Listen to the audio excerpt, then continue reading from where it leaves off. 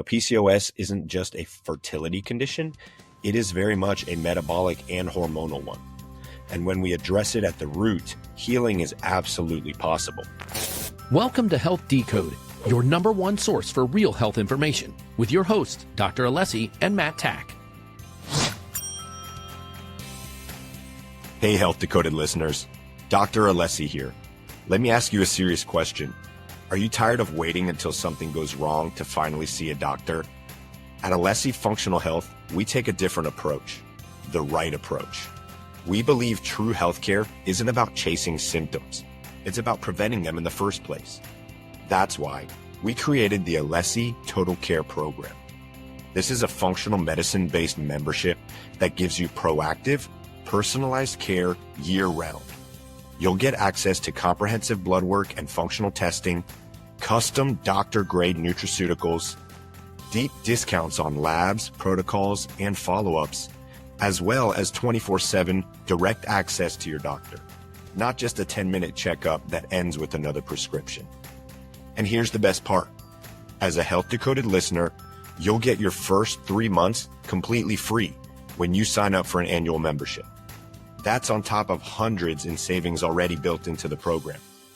This is your chance to take responsibility for your health and join a movement that's redefining what primary care should look like. Head on over to alessifunctionalhealth.com, click on our services tab, and go to Total Care. Learn more about this program and claim your exclusive podcast listener offer. Your health is your greatest asset. Let's protect it proactively. Welcome back to another episode of Health Decoded. I am your host, Dr. Alessi, and today we have a really fun and a really cool episode. I received a DM on Instagram from a listener of the show that had a very specific question regarding some of the things we've talked about on other episodes and how they work together. And that's awesome because that's the whole concept of functional medicine, is how our body systems all play in together and create the whole being of who we are as people, right? And so this is going to be a little bit shorter, a little bit quicker, and a little bit different than our standard episodes where we go through specific topics. This one's going to be focused on this question I received. But essentially, this person reached out to me on Instagram and said, "Hi, I'm curious in learning more about PCOS, which is Polycystic Ovary Syndrome or Ovarian Syndrome. And more specifically, she was interested in learning more about the insulin resistance component to that." And so basically I came up with kind of a little bit of a script here where I want to go through some things, discuss what PCOS is, obviously discuss what is the connection with insulin, answering her question, and then how do we test for this, what things we should look at, and then what we can do about it, right, and maintain health.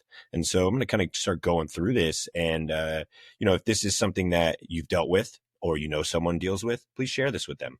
Let them kind of engage with this and see if this is something that rings for them, and then what they need to do to obviously, work on getting towards a state of balance and a state of health. So let's start with this. And thank you again for this question. I'm not going to name this person because just for the concept of anonymity here, but thank you again for sending this in. And we would like to do more of these. So if you do have questions, if you do have concerns or things that you'd like to hear answered on the show, please send them in. And so let's talk about PCOS, Polycystic Ovarian Syndrome. So despite the name, you don't need ovarian cysts to have this. It's really a hormonal and metabolic condition. And most commonly, what it's going to present as are things like irregular or absent periods, excess androgens like testosterone in females, which can lead to acne, hair growth, or hair loss. It's going to lead to things like ovulation issues, which can make fertility more difficult. And yes, you can get the stubborn cysts on the ovaries, but they are a symptom, not the root cause. And so the underlying root for many women really is the insulin resistance component. Now, let's get into this insulin connection and ultimately what that means. So as we've discussed in a few episodes previously, more recently, actually, insulin is your blood sugar storage hormone. Think of it like the key that unlocks the cells to be able to take in fuel. But when you become resistant to insulin, which is very common, your body keeps pumping out more and more and more. Now, this happens because when we have elevated blood sugar for too long, or we're consuming meals too often, or we have a bit of metabolic dysfunction, insulin is going to be secreted more often and higher dosages. Over time, the body becomes resistant to this. So high insulin does a few dangerous things in women with PCOS. First thing, it's going to stimulate the ovaries to make more androgens like testosterone. It can disrupt ovulation, which can lead to irregular or even absent periods. It's going to promote fat storage, especially around the abdomen and the belly area. And it can fuel the metabolic storm that makes PCOS so tough to manage, and that a lot of conventional doctors are not going to know because they just focus on the medication side of things and focusing on the symptoms, not on, again, the entire person as a whole. They don't even think to look towards this insulin connection. This is why so many women with PCOS are told to just lose weight, which is very frustrating and very unhelpful, actually, because we have to treat the insulin resistance first if we want to reverse those symptoms. So the good news is that you can do this, and through food, movement, supplements, sleep, we've actually helped women to transform their PCOS outcomes naturally. Now, the way we approach this, right, we always want to talk about testing, because if you're not testing, you're guessing. And most doctors are not looking at the full picture. They're looking at a snapshot. So here's what I recommend you test if you suspect PCOS or if you want to track your progress with this condition. First things first, a full hormone panel. We have to see total and free testosterone, DHEA, which is an adrenal androgen. We want to see LH and FSH. This is luteinizing hormone and follicle stimulating hormone. If you have a high LH to FSH ratio, that's very common with PCOS. We also want to check progesterone, and you want to check this mid-luteal phase, which is about day 21 of your cycle. We also want to make sure we look at estradiol and sex hormone binding globulin, which is often low in PCOS. Now, the next thing, right, we talked about how important it is, the insulin component. We want to check a metabolic panel, but not just glucose, right? Most docs are just going to look at your glucose and say, okay, it's all right. We want to check fasting insulin. This one is huge, often skipped, and probably the most important. Then we want to check fasting glucose, hemoglobin A1C, which is that 3-month blood sugar average, and a lipid panel. We want to look at cholesterol and triglycerides as well. And then we want to look at a thyroid panel. I want to see a full thyroid panel because these hormones play in tandem. So I want to see TSH, free T3 and free T4. We want to see that reverse T3. And then we want to see antibodies, TPO and TG antibodies, to rule out if there is Hashimoto's, which is often found in connection with PCOS. Some other helpful markers that we usually just have is ferritin, which is testing for the body's storage of iron, vitamin D, magnesium, and HSCRP, which is high sensitivity C-reactive protein, which is an inflammatory marker that is often elevated in PCOS. So if you're working with a good functional medicine provider, like this person was that sent me this message, these things should already be on their radar. If not, advocate for yourself because you need the full picture. And so this is where you become your doctor and you can guide the process and ask for things. So if you're listening to this, if you've been diagnosed with PCOS, if you suspect you may have it, here are a few key strategies that you need to talk to your doctor about or start implementing. Number 1, prioritizing blood sugar stability. Protein with every meal, 20 to 30 grams minimum. Cutting out entirely refined carbs and sugar, any processed food. And then consider some time-restricted eating or fasting if your body can tolerate it, if you're not in a high-stress environment. Movement is key. Walking daily, 10,000 steps a day.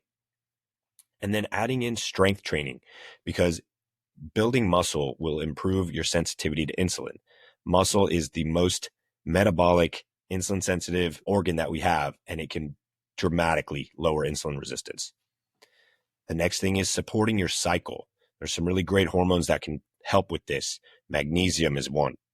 Myo-inositol, this is a fantastic one. It also helps with balancing the thyroid with Hashimoto's. N-acetylcysteine and omega-3s, these can all help.